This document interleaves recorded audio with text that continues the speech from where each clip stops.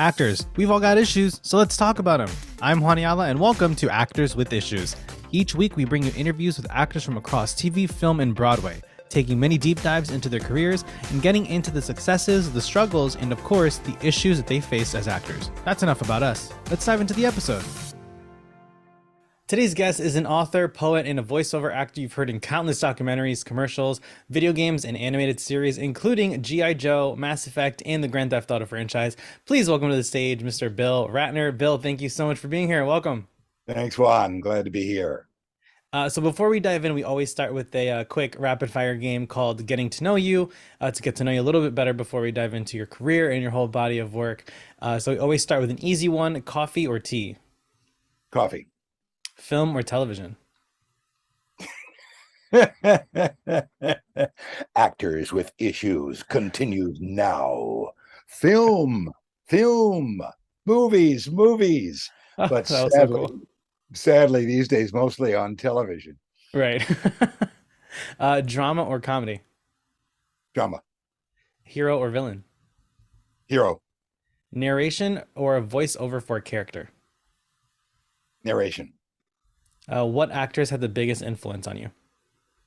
Zero Mostel. Marlon Brando. Fatty Arbuckle. Good choices. What was the last show that you binge watched? Succession. I was just watching that literally right before Oh, this interview. I was so good. rewatching season three.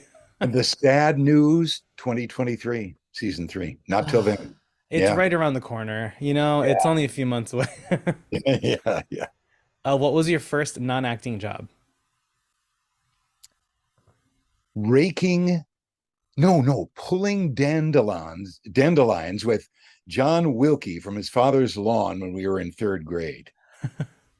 If you could have lunch with any actor, dead or alive, who would you choose? Zero Mostel. What movie never fails to make you laugh? Please enjoy our on hold music. I can't, I can name dramas and film noir and I don't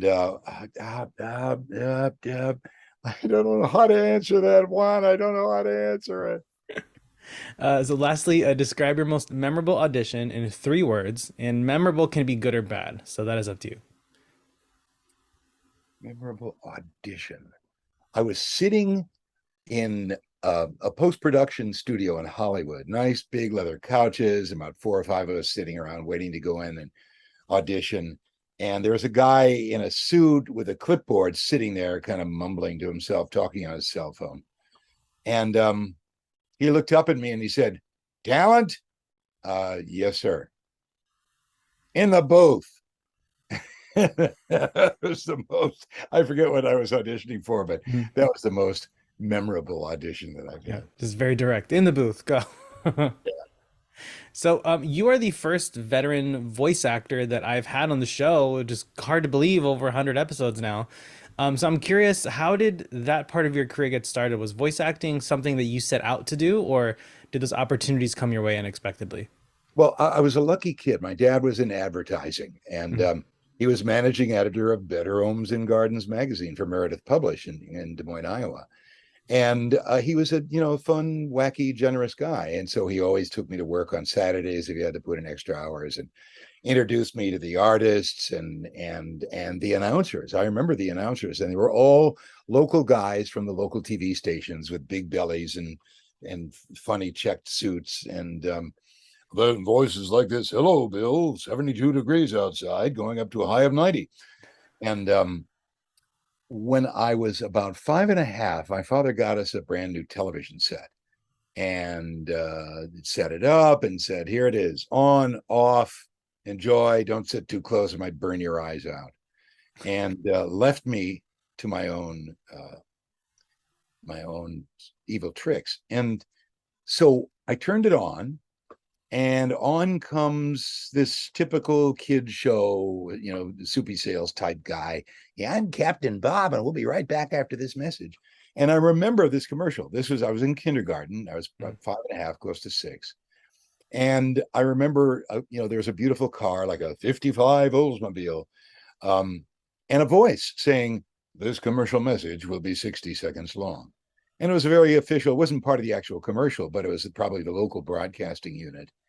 And for some reason, either the FCC required them to do that or Hmm. that was the decision. And I just held my breath 60 seconds and watched the car sort of wend its way down the pretty woodsy road and family of four waving out the windows.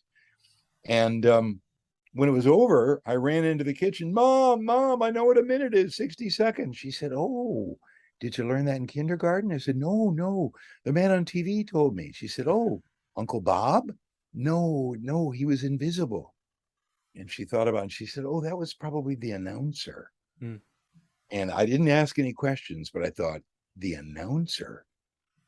Obviously, this guy knows everything and he's invisible and he's in complete control. So from that point on, and I think, I remember this, and I was able to sort of have this instant relationship, partly because of my dad, because we would sit and watch TV together and he would either laugh or he'd say, what a bunch of idiots, what a stupid show, let's change the channel. And he'd make fun, of the cowboy stars, and we'd watch Sid Caesar and Your Show of Shows, and he'd laugh and he'd redo the jokes and so on. So he had a living, actual, real-time relationship with television, Mm. which allowed me to have the same and to also uh, sort of reflect on what's going on the screen and behind the screen. And so as I got older, I think when I was about 8 years old, my brother gave me his crystal radio set that he'd made in 10th grade science class. And a little tiny little quartz crystal and a piece of metal, and there was, copper wire wound around a toilet paper roll. That was a experimental crystal radio. Mm. And radio stations actually do use crystals for the sake of transmission. And I took it to bed and knew how to operate it, put headphones on, and I was able to, just by moving this tiny little wire stylus across the sort of rough surface of the quartz crystal, I was able to tune in AM radio stations. And at night, the nature of the amplitude modulated signal, the AM signal, is such that it bounces much, much farther than it does during the day when the sun is up. Mm-hmm. So I was able, in the upper Midwest, I was able to listen to stations in New Orleans, Philadelphia, Denver. Mm. And I listened with great fascination. And I knew I wasn't supposed to. I mean, I got caught a couple of times by my mom. What are you doing, honey? Put that thing away. Go to bed. It's 10 o'clock. And so this is a long-winded answer, Juan, to your question. It took me a long time to get into radio itself. I didn't have much of an interest in high school. I was a regular kid. I wrote for the newspaper. I was on the swimming team. I went to college to be a journalist, Mm. and then started acting in small theater at a great time in my 20s, and didn't really start studying voiceover or even think about getting a job in radio until I was about 29 years old. Oh. And I worked for a real con man who sold advertising. He was sort of a specialty telephone ad agency for radio stations and all kinds of stuff. And then I eventually went to work for a radio station. And I walked into the the general manager's office after about 2 months, and I said, so I've been selling this advertising and doing the voiceovers for it. Oh, sounds good, Bill. Sounds good. I'd like to go on the air. I said, well, we just happened to lose our midday guy, Bob Barson, or whatever his name was. And Bob was 65 years old and retired. And so the job was open for $165 a week. I took the gig on an easy listening radio station. And I think by that time I had turned 30. Mm. And I was playing stuff like, that was a Beatles song by the Mantovani Orchestra, a beautiful instrumental rendering. And but I didn't care. It was radio and it was live. Mm. And people would call, could you play the Pat Boone song? And it was really, really fun. I don't think I ever could have gotten a job in San Francisco itself. I was out in suburban San Francisco at a top 40 station or a big FM rock and roll station. Because I remember trying to get those jobs, calling the program directors. Well, might want to try a few years in Fresno and Sacramento before you come to the big market towns. And screw that, I'll stay in the suburbs. But that's how it went. And then I was leaving to go to LA because LA is a much bigger market than San Francisco. And one of the sales guys, Ralph Pizzella, said, "Well, you ought to take voiceovers." And I said, "What are voiceovers?" And he said, "Well, you know that radio commercial for CVS Pharmacy you just carted up with 75 tags, available in San Fernando, available in San Leandro, blah blah blah blah blah." Mm. He didn't get paid any extra money. Well, that guy got about $250 for a half hour's work recording the 30-second commercial. I thought, gee, really? And he gave me the name of a guy named Don DiPietro, alias Johnny Rabbit, who was part of the Dick Clark organization, the late great Dick Clark, who owned radio stations. And so I immediately called the guy as soon as I moved to LA and started taking his workshops. And they had sort of stars come, every Saturday. People whose voices we knew from radio and people who were character actors on TV who did a lot of voices. And I didn't stop taking voiceover classes for 6 years, probably 40 nights and weekends a year. I was in a voiceover class of one type or another. And I didn't quit until my agent, who I finally secured, said, stop paying. Your employers are your teachers. You can learn from them. These guys you study with don't even work. They just teach. Oh, but they're friends of mine.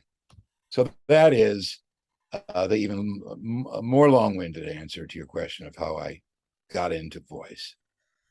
I always welcome the long answers. It's a podcast, It's not, that's the beauty of podcasting. It can be as long as you want. And I find it fascinating that you had such an early association with the announcer, and then it was sort of just maybe in the back of your mind for so long, and it wasn't until you're almost 30 that you finally delved into the industry on a professional level. That's just so like like the seeds were planted so early on. That's so cool.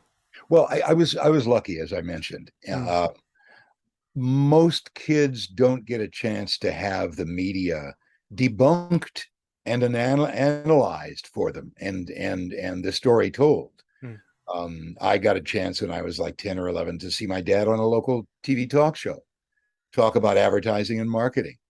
And he was funny and he was sort of irreverent. And, my brother and I in the basement yelling at the TV, Dad, Dad. And he also made arrangements for me at the same age, fourth, fifth grade, to go to the local TV stations and sit in the live audience watching the local kid shows being taped. mm. And so having had that sort of insider kid relationship. And at 14, I started working as an errand boy for advertising agencies in Minneapolis. And in my senior year in high school, I worked in the afternoon. I'd get on the bus after school and go downtown and work from like 3:30 to 6:30 at night, Monday through Friday, and the summer after I graduated high school. So I didn't, because of the fact that it was so kind of known to me what the many stories of local media are. Mm. I wasn't that excited to pursue it. I thought I thought I wanted to be a psychologist. And then by the time I was 18, I thought, no, I was a copy boy at the local newspaper.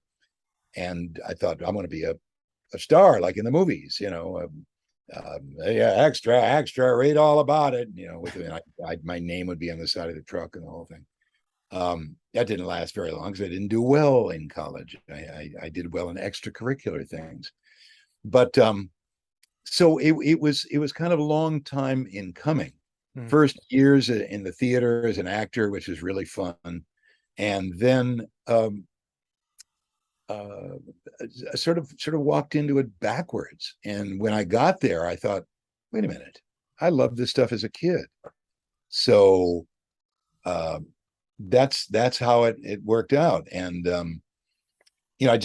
I like show business biographies. I just finished the biography of Warren Beatty, McCabe and Mrs. Miller, and Shampoo and Reds, and I'm not enamored of these stars, but the guy who wrote it, an author named Peter Biskind, writes for Vanity Fair, and it's really really high-toned Hollywood gossip and history. Mm.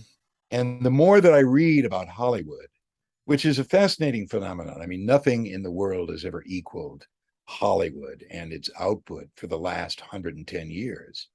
The more that I read about it, the happier I am that I did not go into film and television production.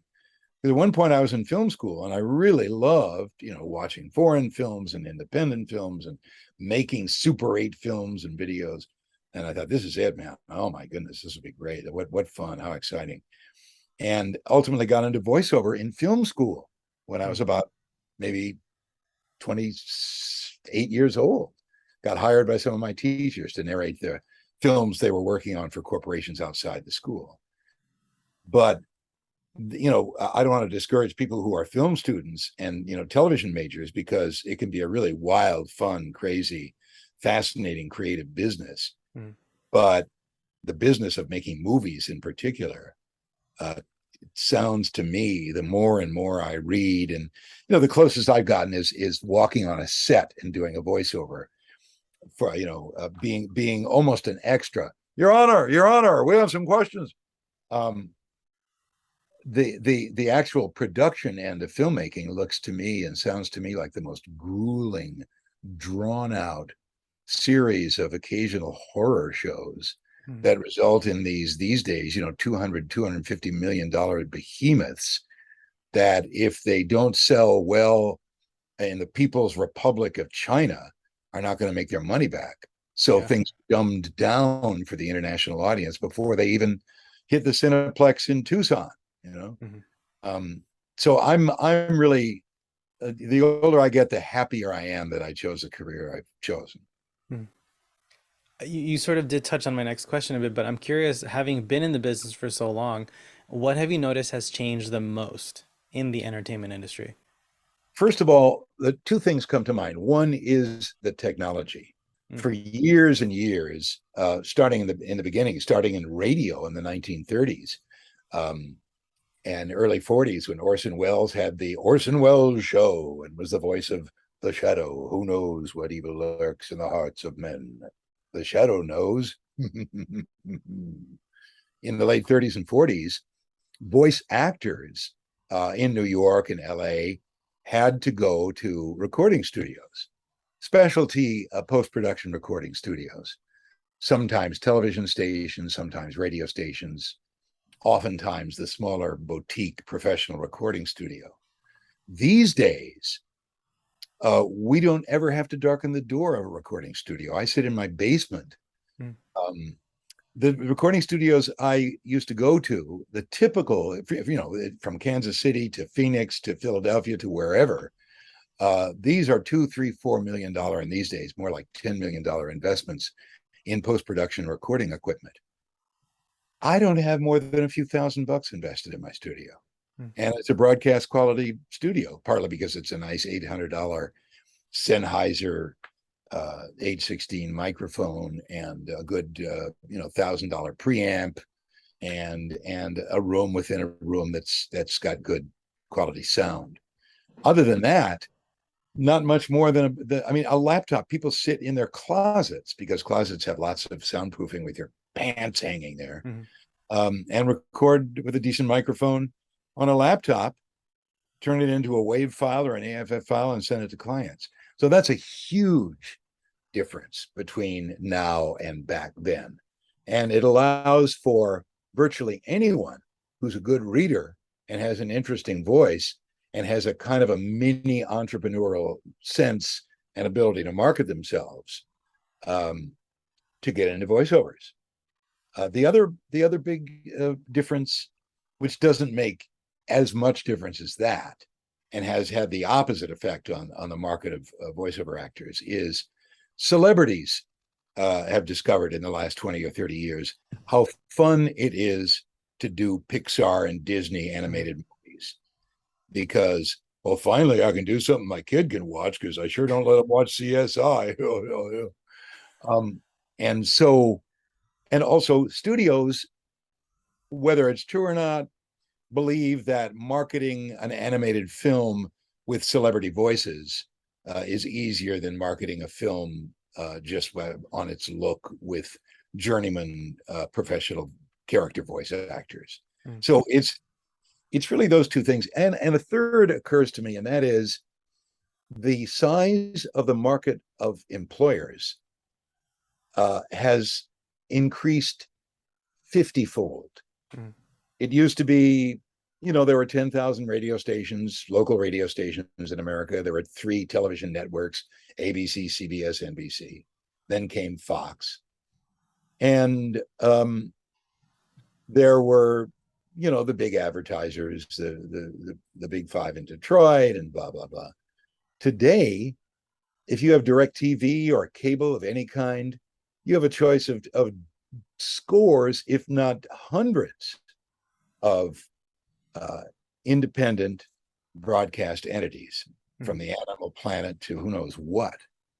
And every single one of those individual broadcast entities hires announcers, hires voiceover people. And, the Cartoon Network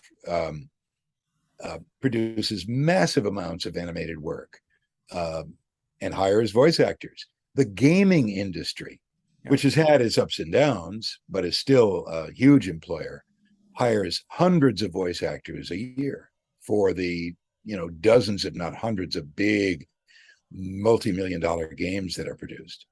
So those are the differences that come to mind. It's interesting, having for myself, having been a journalist for about 5 years now, hearing all about the sort of ups and downs of television and streaming, and seeing how far streaming has come in the last 10 years. About 10 years ago, I think Netflix had maybe 5 original series Right. total, Yeah. and their library was mainly, other titles that they bought for folks to be able to watch. And now it's like, I think they like over $10 billion worth of content that they produce in Yeah. a year. It's insane seeing how much it is. But so much of it is, like you said, there's a lot of animation, documentaries, documentary series, because people Yeah. love true crime. That's on such a high right now. People Yeah. love that kind of stuff. So the amount of voiceover work, I know countless actors as well who have done the dubbing Yeah. for foreign shows, and they do the English dub, and they make most of their money, just they're actors, but they make most of their money doing the dubs for Netflix shows. Doing true crime is the only time I've actually cried in front of a microphone. I think we did about 6 seasons of I Almost Got Away with It, which is about, criminals on the run, on the lam. And there's always a backstory of the family. Barbie was a tragic figure with her 7 kids living in a mobile home outside of Phoenix when her father suddenly died at their feet at dinner one night. I mean, these are tragic. The true crime stories, the backstories that they always have in those shows are so sad Yeah. and violent and awful and full of abuse and so on. You have a producer literally on the phone. I've got my headphones on and I'm on the mic and they can hear me and I can hear them. And at one point, I was like, and the producer goes, Bill, yeah, I'm here. You okay?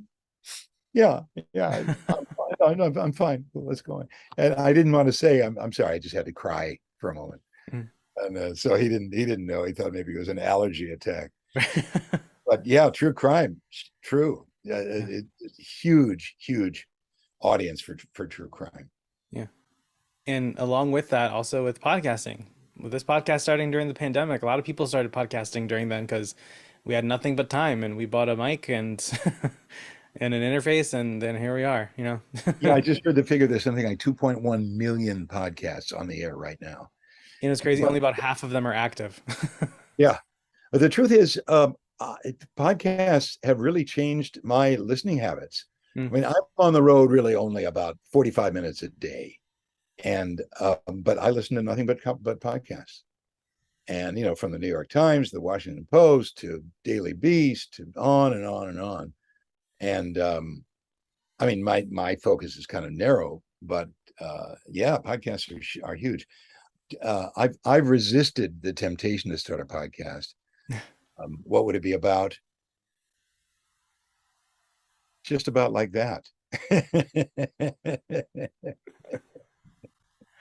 So we are coming close to our time, so I don't want to keep you for too long. But I did have one question. With the name of our show being Actors with Issues, we always like to touch on the obstacles that actors have to overcome throughout their career. So I'm curious, as you're a very big mental health advocate, you've worked with organizations like the Miss Foundation and Our House. Have you noticed a particular trend in your work as a counselor, as a certified grief counselor?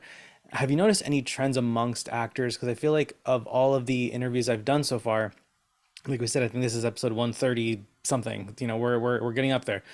Uh, Mental health has come up a lot, whether it's depression or anxiety or things like imposter syndrome. Actors deal with a slew of things on the day to day. So, what comes to mind as something that you've maybe come across a lot?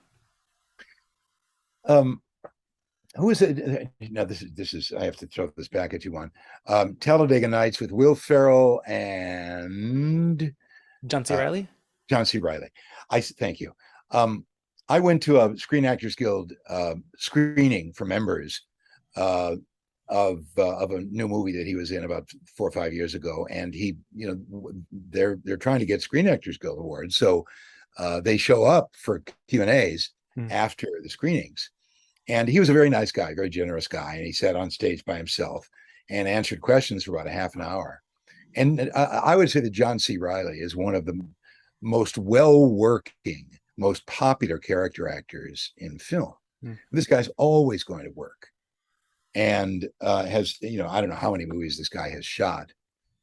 Um, I asked him what it was like to work with Roman Polanski, who directed the film that he was in, and he talked about. He said, "Oh, Polanski was amazing. He knew every shot, blah blah blah." And he said, "And being in a cast with so and so and so and so was really amazing." And then he said, "But after 6 weeks of shooting and it's all over, um, I go home, and this is John C. Riley talking. I go home and I get depressed, and I think, well, am I going to have to get my real estate license, or am I ever going to work again?" And he was perfectly sincere. He Hmm. wasn't joking around. And this is John C. Riley. Yeah. This is a guy who didn't seem particularly neurotic to me, and he was being honest with the audience. And this is a guy who was guaranteed, because of his track record and who he is and his quality of his acting, to work forever. Hmm. If he feels that way, imagine what every other actor feels like. And voice actors, my job is a little weird in that I have, at one time in 1 week, I'll have 12, 15, 20 employers. So if a half of them decide never to use me again, at least I still have a dozen of them, you Hmm. know. And but with actors, they're out of work, and especially during COVID, they couldn't work at all, even if employers wanted them. And then it became very difficult, and it's a little easier now, but still, all the unions on a Hollywood movie set in New York, Chicago, LA, um, have COVID protocols that slow things down and so on. But even without COVID, actors have one job and then it's over. And they don't know, even the biggest stars don't know when a decent script is going to come along that they want to do without being embarrassed. And they don't know if their agent is passing all the good scripts on to another client. Hmm. So no wonder mental health issues come up for actors. And no wonder, the average human being would rather just get a job, get with a big, be paid by a large corporation, and some are lucky enough to get in a union. You have some protection, but yeah, the actor's life is a strange one. Yeah, that is indeed. So before we go, we always like to ask our guests if, in 10 words or less, what advice would you give to a young actor? To a young actor, I'd say you are in the most magical of careers. And regardless of what you think or anybody thinks is going to happen to you in 10 years, who cares? Mm. Because right now is the time. And it's the greatest investment of your heart and your soul and your talent to do theater, to do plays, to do workshops, to do film and TV, because there ain't no more fun and excitement in the world. What comes later, what comes of it, who knows? Who cares at this point?